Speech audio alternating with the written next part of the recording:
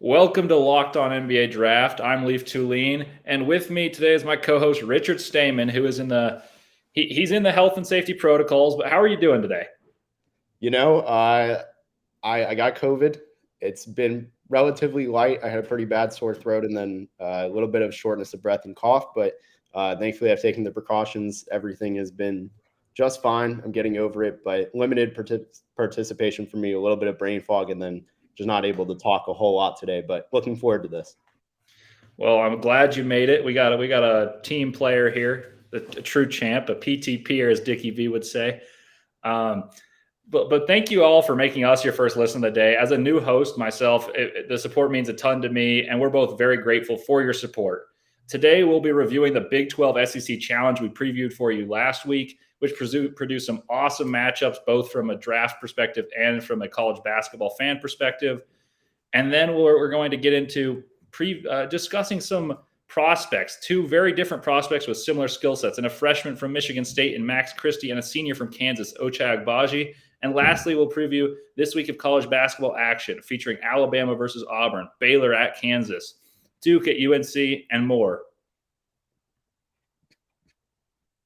You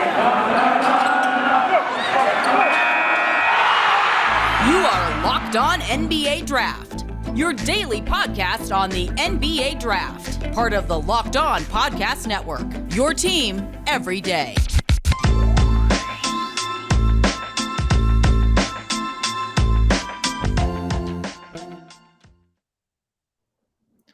All righty, let's get right to it. The Big 12 SEC Challenge is always one of my favorite weeks of the year. Produced a great Saturday for me. I'm sure you watched a lot of basketball as well. Was there any game that stood out to you? Because I've got one, but I'll turn it over to you first. Tell me what game stood out to you and your thoughts on the challenge as a whole. Yeah, I'm going to go with the hometown bias here. I was supposed to be at the TCU game. Obviously, with COVID, I couldn't make it, and I didn't want to make others at risk. That game was incredible. TCU, LSU. Tari Eason was the standout player for LSU, as well as Eric Gaines. I know Mike Schmitz was there, and then Mike Miles showed out yet again. Just an absolute massive game between three top 60 prospects of mine. What about you? Yeah, I think I have to go with Kentucky and Kansas, which is the blue blood marquee matchup. They highlighted on ESPN that they're the two winningest programs in college basketball history. All that aside, what stood out to me is how good Kentucky can be when they get production from a player that's not Tai Washington or Oscar Tshiebwe. Kellen Grady was firing on all cylinders. Keon Brooks had a career-high 27. Their defense looked unbelievable. Tai Washington was still limited from his ankle injury, and that really showed me that Kentucky could be a Final Four contender. I wasn't sure if I believed in that beforehand. And now I do. They were swarming on defense. They made it very hard for a guy we're going to discuss later in the episode, Ochai Agbaji, to get shots for himself. Kansas may have a point guard issue is another thing, but that was an awesome one. And then Baylor, we previewed this a couple of weeks ago. Baylor and Alabama, we talked about how one of these two teams had the best guards in the country. LJ Cryer was out. So I want to preface that it wasn't a full quartet of guards for Baylor. But we said it a while ago, and I'll be the first to admit this. I said that Baylor was the best combination of guards, the way they play basketball together, but Alabama's got a better individual collection of guards. And I think Alabama's guards outplayed Baylor's. That said, LJ Cryer was out. What did you make of that game? Because Alabama's got quite a resume in terms of wins, but then you flip the script and they got quite a bad resume in terms of losses. Yeah, J.D. Davison, I think, was explosive in this game because of the guard play on Baylor's end. I think he went 6 of 9, something like that. He was getting to the rim at ease, beating his man off the dribble. And I think a lot of that had to do with a shortened guard rotation. Obviously, J.D. Davison isn't the best guard defender, so it wasn't a big difference on that. But ultimately, I forgot that Cryer was out. I really didn't even register it. But ultimately, Aquino was good. They got some good playmaking, I think, from Kendall Brown. They got some good opportunities from him and Sohan. They did miss Cryer, though, and that's where on the collegiate level they need him as games like that. Yeah, I'm with you 100%. Alabama had good performances from a few guards. Javon Kinnerly led the way with 20 points on 6 of 10 shooting, 3 of 6 from 3. Shackelford scored 19 points. That's 39 points from your two guards in the starting lineup. They also have bench, and you talked about J.D. Davison, who I think may have had the most impressive game of all three of them, came off the bench 14 points and 6 of 9 shooting, like you said, 5 assists. He's an electric player. He just plays with an energy and a dynamism. I do want to ask a quick question about some Baylor prospects. We've talked about them before. Kendall Brown and Jeremy Suhan. Both of them had good games. Kendall Brown, 10 points, 5 rebounds. Jeremy Suhan off the bench, 17 points, 8 rebounds. Talk to me about where you have them on your board tentatively and just things that people that are listening to this can gain from just watching them as players and what they can bring to an NBA level. Yeah, Kendall Brown is still safely in my top 10. He's at number 10, but I really struggle to see him dropping out of that top 10 just because he's that glue guy. I tweeted this on Monday that, he's that Isaac Okoro of this class where he doesn't have a crazy usage. He's not going to be your primary guy, but he is a glue guy that puts it together, and he helps young teams elevate themselves from rebuilding to that play-in, playoffs team. Like, he's going to have the Isaac Okoro role year 1, year 2, the same way Okoro is. And then Sohan, he is a little bit lower on my board only because I know he's so raw, and he'll probably climb. Right now he's number 36, but I don't expect that to be even close to where he finishes. I just want to see the shooting consistency. I think he has good enough form where it's projectable. He just has zero confidence in that shot and feels like little touch, which is kind of concerning. Yeah, I think that's a good point. That is one knock on Sohan. I actually have him pretty high. I've got him just outside my lottery because I believe in the athletic traits that when he's on the court, things happen that most players can't do. Kendall Brown is the same way. And when he's on the court for a team in Baylor, who I think is one of the best teams in the country, typically they start to play better as a team. I really believe in that as a player that won't be a star necessarily. You want to make your team better, and I think he's someone that elevates the team. He's tall, he rebounds well, and he runs like a deer for someone at his size. So 2 players that are interesting. Anyone else you mentioned Mike Miles. We talked about the marquee matchups. Auburn, number 1 in the country, played Oklahoma, and there were a few other good matchups. Were there any other matchups and or prospects that stood out to you from the Big 12 SEC Challenge? Yeah, Tyrese Hunter, one of the more inconsistent freshmen, but absolutely a prospect. He had a pretty big game. I can't remember what the stat line was exactly. I just remember that he was playing defense. He was getting to the rim. He was splitting double teams and everything like that. That really stood out to me. And then honestly, this one's such an underrated player. I don't know if he actually ends up getting drafted ever, considering he's a 6-foot off-ball guard, but he's probably top 3 shooter in the country. Nigel Pack at Kansas State. I mean, that dude goes off. He has no dip in his jump shot, super quick. He is 42% now from 3, 89% from the line. Like, he can pretty much get any shot off at any spot with any range, and someone is going to like that. Even though he's only 6 foot, someone's going to fall in love with that, and he'll get a summer league training camp invite, and probably what will ultimately happen is thrive in Europe. But for Kansas State, he's a massively important player for them. Speaking of shooting, I have one question about a player that can shoot the lights out, maybe even better in the top 3. You mentioned top 3 shooter for Nigel Pack. I'm with you. Kellen Grady for Kentucky is shooting 44% from 3. He's improved about 5.5% since transferring from Davidson to Kentucky. That typically goes the opposite way. When you transfer up to a major school, much less Kentucky, you typically are going to drop in percentage. He's gotten better. He opens the floor up for Tai Washington, Severe Wheeler, and Oscar Shibwe helps open that up for him. Is there any team that's going to take him and be like, hey, you can be our Duncan Robinson. You can be a guy like Duncan Robinson who you fly off screens and you shoot, and that's a desired skill? Do you have any feel on that? Yeah, I mean, he's one of 3 guys I feel like that have been identified as that next Duncan Robinson in this class. It's I think 3 Duncan Robinson candidates is pretty good for 1 draft. He is definitely one of them. I liked him at Davidson. Never really popped, but I think being at Kentucky against the high competition night in and night out in the SEC now, he's definitely got a chance to be in that role. I think he also would be undrafted. I'd be pretty shocked if he goes before 50 at best, but he is someone who could definitely be that Duncan Robinson role of this draft. Yeah, I watched him against Kansas, and his quick trigger with some height is hard to match. I got one player with some height that can really shoot the ball. We've talked about ad nauseum, but I have to mention him. That's Jabari Smith. Jabari Smith had quite another impressive game against Oklahoma. It was a defensive team. Like, Porter Moser is known for playing good defense. That didn't stop Jabari Smith. He scored 23 points, made 2 threes, had 12 rebounds, 2 steals, a block. he's unbelievable. He does some things in that first half. Like that game became a blowout because of Jabari Smith, and that Auburn team's awesome. But Jabari Smith just absolutely took over in this one stretch. One rip dribble to the left. His feet are basically facing the sideline, splashes it, face up three, pump fake, goes to the rim, dunks it, gets a steal, throws an outlet pass, gets dunked. Like some of the stuff he does, if you don't watch the full game, you'll miss just like the trivial stuff that's incredible. But he has a flash every single game that you just can't teach. And I think it's what elevates him to my number one prospect right now. Or do you have any thoughts on Jabari that have changed since we last recorded?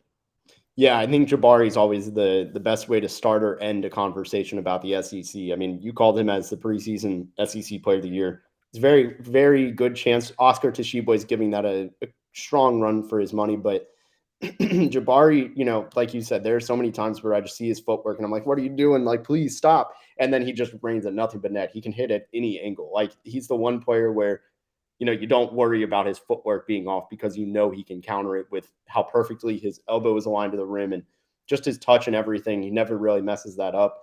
Two other players that stood out for me in this, Walker Kessler. He continues to be one of the best shot blockers in the entire country. He went for 21 points, 9 rebounds, 4 blocks on 9 of 11 shooting, just cleaning up at the rim, even took some threes. He's someone who's climbing into that fringe first round range. Still a little bit uncomfortable taking him there because he's so slow, but his recovery ability because of that length is so great. It's kind of a little bit contradictory. And then just a quick shout out, like you said, Oklahoma plays great defense. I think a big part of that is transfer from Duke, 5th-year senior Jordan Goldwire. He had 19 points, 3 steals, 3 rebounds, 4 assists, and he had some really good contests. I know he contested Jabari Smith. He's one of the guys Jabari shot over, but really liked what Goldwire brought. And Oklahoma as a whole, you know, even though the game was an 18-point game, they weren't like, I didn't feel like it was at any point they were outmatched, which says a lot about both teams. Yeah, absolutely. I agree with both those shout outs. We'll get back to speaking. We talked about some sharpshooters. We're going to be talking about some sharpshooters on the other side of this. But first, I want to tell you about TurboTax. TurboTax, we all have unique lives. Whether you invested in crypto for the first time this year, own an up-and-up small business, up-and-coming small business, or raising rambunctious twins. Luckily, TurboTax has experts who can answer your tax questions, walk you through the whole process, or do your taxes for you from start to finish, no matter your unique situation. To TurboTax Live experts, an interesting life can mean an even greater refund. Visit TurboTax.com to learn more. You do your thing. They've got your taxes. Intuit TurboTax. We could all use that in our lives to help us out do our taxes. And then this episode is presented by Rock Auto. With the ever-increasing numbers of makes and models, it's now impossible to find your local chain auto parts store to stock all the parts you need. Why endure often pointless or seemingly intimidating tasks, questioning, is your Odyssey an LX or an EX? And wait while the person behind the counter orders the parts for their computer, choosing the only brand their warehouse happens to carry. You have computers with access to rockauto.com at home and in your pocket. Motivate your audience with, Rock Auto saves you time and money. And I encourage you to visit Rock Auto and find the right parts for you. Why would you choose to spend 30%, 50%, and even 100% more for the same parts from a chain store or a car dealership when Rock Auto will give you quality products in an affordable manner? For example, the Honda Odyssey fuel pump is $353 from a chain store and is only $216 from Rock Auto. Rock Auto prices are reliably low for every customer, and they have everything you could need: brake parts, tail lamps, motor oil, and even new carpet. Go explore their easy-to-use website to find the solution to your auto part needs. Go to rockauto.com right now and see all the parts available for your car or truck. Write Locked On and How Did You Hear About Us and their How Did You Hear About Us box so they know we sent you. Amazing selection, reliably low prices, all the parts your car will ever need. rockauto.com. All righty, guys. Welcome back to Locked On NBA Draft. I'm Leif Thulin, filling in the host seat for my man Richard Stamen, who's playing injured. Team player right there. Speaking of team players, we got 2 players on 2 teams with big aspirations, and that's Michigan State's Max Christie, freshman guard, and Ochai Agbaji, that we wanted to compare to one another. Though they're very different players, they bring one unique skill set that I think NBA scouts will drool over, and that is ability to shoot the ball. Give me your take on both these guys. Yeah, Ochai Agbaji, someone who I feel like I've been pretty high on for the entirety of his college career at Kansas. My one concern is I really thought he would develop into a little bit more of a self-creator from his first year. No pun intended, being at Kansas under Bill Self. But, he's someone who his jump shot is pure. I'm a big fan of guys that don't have a dip in their jump shot and never goes below, about chest level, the center of the chest. Ball really never goes there, never touches the belly button, anything like that. That's a really quick shot. And he can do that from anywhere, on the move, spot up, just simple catch and shoot, bend your knees. He does it all. His jump shot form is great, super athletic, good frame, 6'6", long arms, good NBA body. The question is, can he defend that well? I think that'll make him either a 3-and-D or a 3-point specialist guy, and the gap is actually pretty big, especially contractually speaking. And then Max Christie, he's someone who I think is just oozing with upside to be almost a better version of Agbaji. Just Agbaji, I think, can do that sooner. He's got 36% from three. It's not quite as sexy as Ochai Agbaji's 46%, which is untouchable right now in the country. Speaking of best shooters, we talked about that last time. But I think Christie offers a lot more defense. That's really the separator for me. I've seen him just stop drives well after the play should be dead. And to me, that's big for Max Christie. Yeah, I'm with you. Max Christie had an awesome game against Michigan. Michigan and Michigan State is often a hotly contested game. Max Christie ruled that first half. He had 14 of his 16 points in that game in the first half. That game became a blowout by midway through the second half. Michigan's on the down, but that's another subject. Max Christie showed a repertoire of shots that I didn't necessarily know he had at this stage. You saw that you'd think that there was an ability to create those shots, and he early in the season was missing with in and outs from three. He got his stroke back, and he was shooting. I think he's won 4 Big Ten Freshman Player of the Weeks. That's pretty incredible.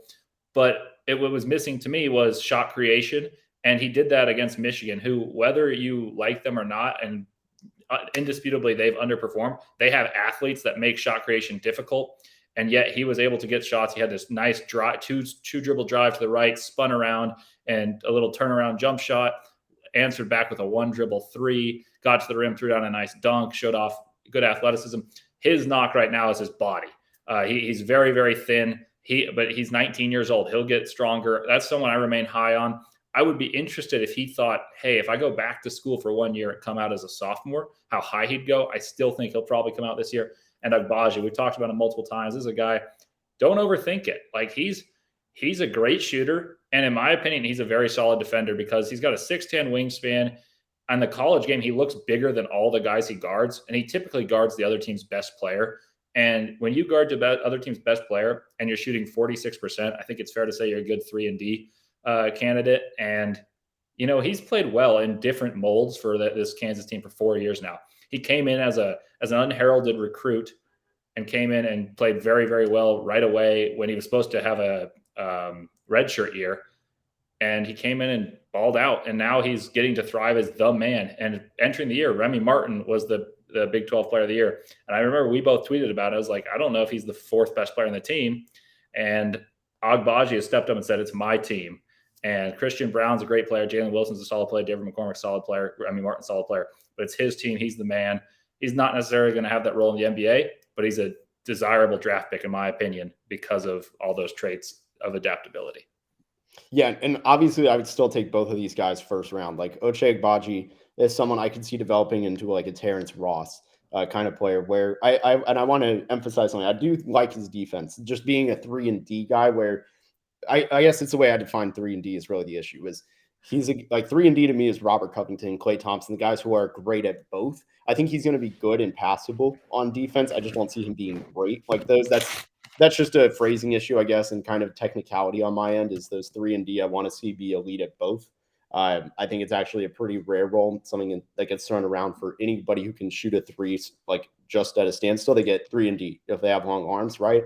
And I guess I'm very particular about that. So just to emphasize that, but like you said, Ochai Agbaji is going to be capable on the defensive end. He's not going to fall off, from guarding anybody. He's not going to get, absolutely killed. He sometimes does get a little bit burned by quick guards, but So do a lot of other wings. So I'm not too worried about that. I'm interested. Do you have an NBA draft, or I'm sorry, like an NBA comparison for both these players? I don't have one prepared. I think one that I wouldn't say is lazy, but I don't know if it's all encompassing. We've thrown this out before, and that's Desmond Bain, because he's an older player. He shoots the ball well, and he's kind of bigger body.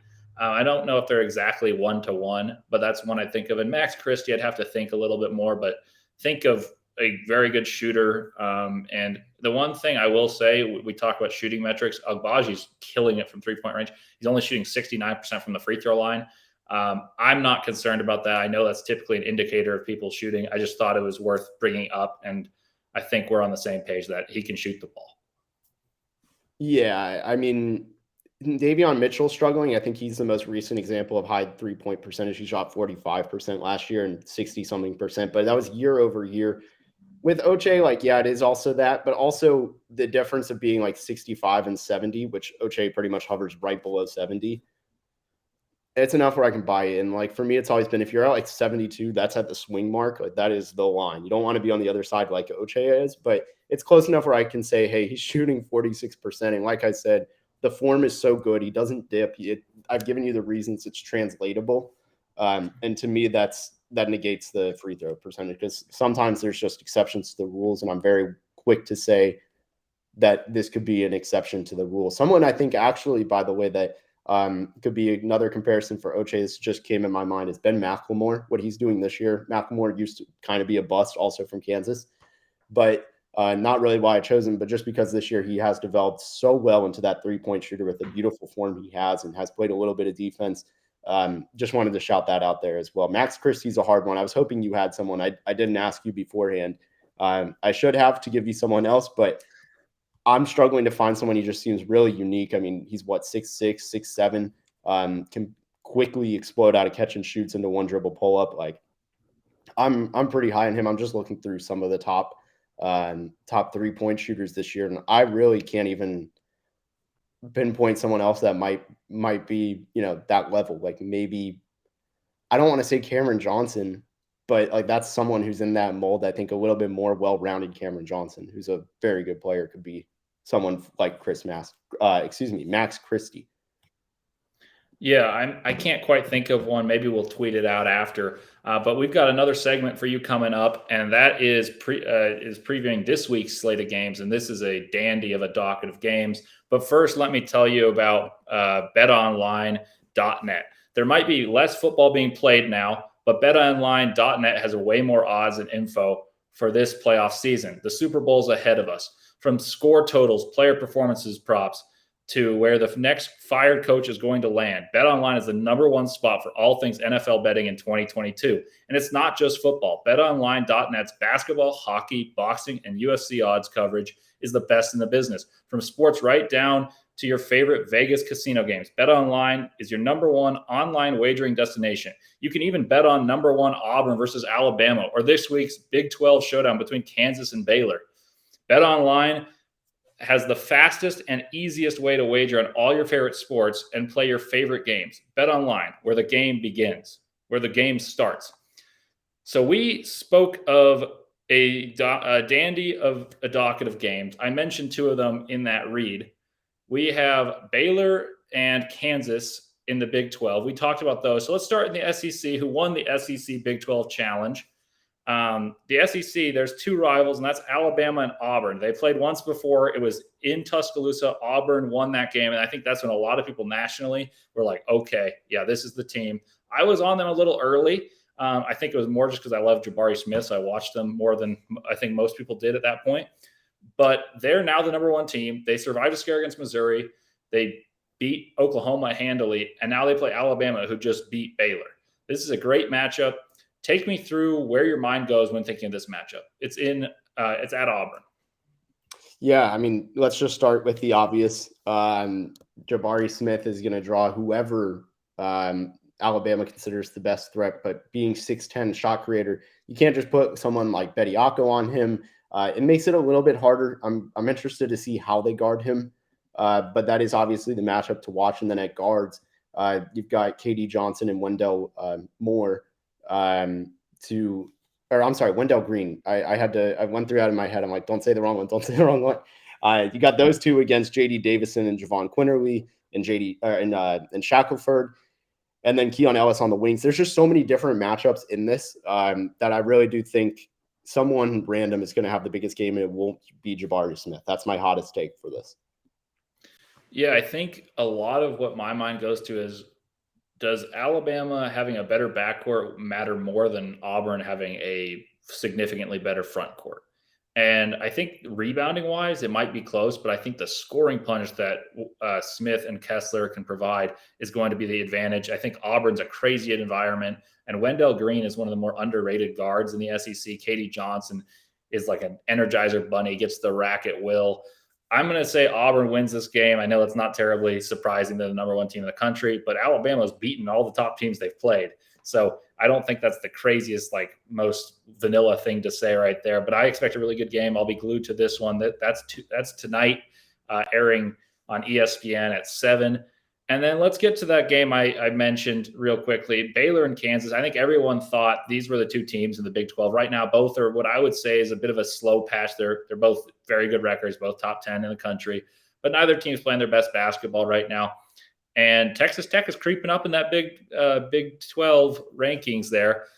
What do you think about this one? This one's also at Fog Allen Fieldhouse, which is a notoriously difficult place to play normally, and they just came off a loss. Yeah, I mean, you got the matchups again with Baylor.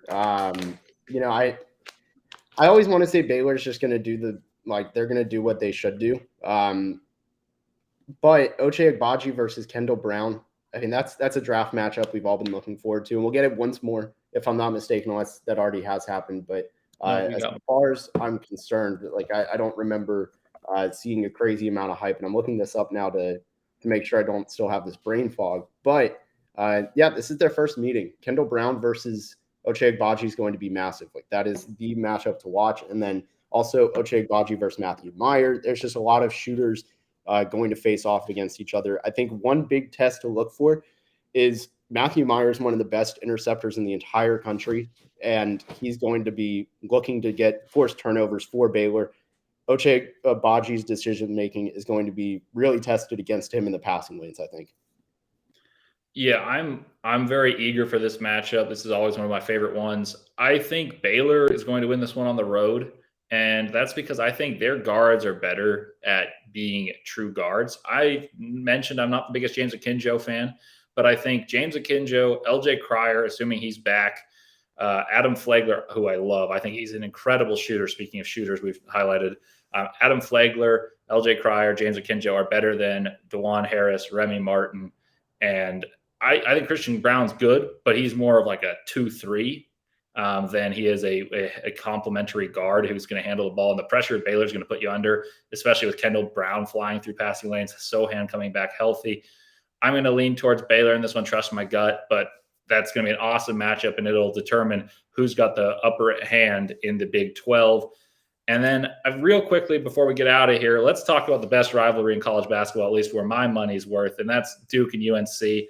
Duke's the only good team in the ACC, quite frankly, but I expect a good game just because it's the rivalry. Any thoughts on that one? Well, as a Miami fan, no, I'm just kidding. Yeah, you are right. I mean, they're the only ranked team in the conference for a reason. Miami's the second best, and they beat Duke. Obviously, you know, we're recording this Monday afternoon, so Notre Dame Duke hasn't happened yet. I assume Notre Dame isn't going to pull the upset at home. If they do, put me on all takes exposed.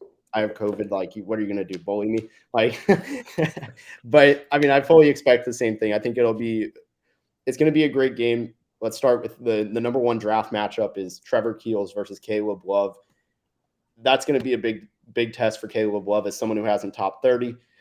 I think, you know, if he does well against Trevor Keels, one of the best guard defenders in the country, he's going to be rising on boards. If not, you know, he's going to keep falling and kind of just be on the edge. But ultimately, I think Duke does come out on top in this one. I think Duke has to be favored as the better team. One other one to watch is the perimeter bigs of the fours, like Banchero is going to play against like Brady Manick and Dawson Garcia. And then last thing that I'll say about this one, and we got one more surprise matchup, is I think Mark Williams and Armando Bacot is a surprisingly. I'm not sure they're both draftable. Mark Williams certainly is. Bacot could get some options. He's a rebounding machine. It's a good college basketball matchup from an individual standpoint, and Mark Williams is a good test for you for those of people that have him near lottery versus those who have him towards the end of the first round. This is good litmus test there. And Richard, I'll leave it to you. Take me home on the last matchup you got. Yeah, so actually this is a two-parter, but really just the test that Scottie Pippen Jr.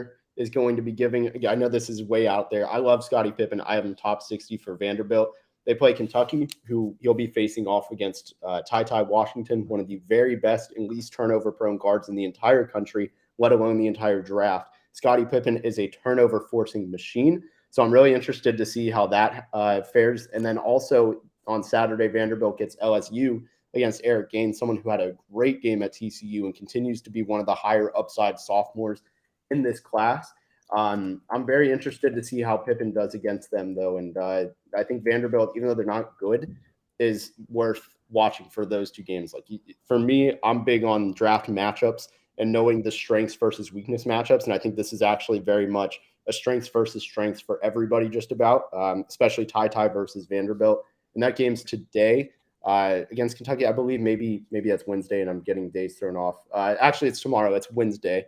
And Scottie Pippen versus Tai, if Tai has more than 3 turnovers, which he hasn't done since before Thanksgiving in a game, that would be very telling of how good Scottie Pippen is. I think you could take more from that than Tai, but very interested to see those two games and just heavy draft matchup. Yeah, and I think we've mentioned Tai Washington. This is the final point I'll make before we close out of this. Tai Washington is a pick and roll savant. He's separated himself from every other point guard in this class.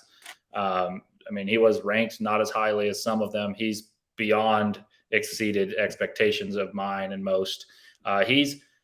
He's probably the best pick and roll operator we've had. I mean, Cade was better because he was jumbo sized, but for a diminutively sized guard, he's one of the best pick and roll operators. He gets to his spots.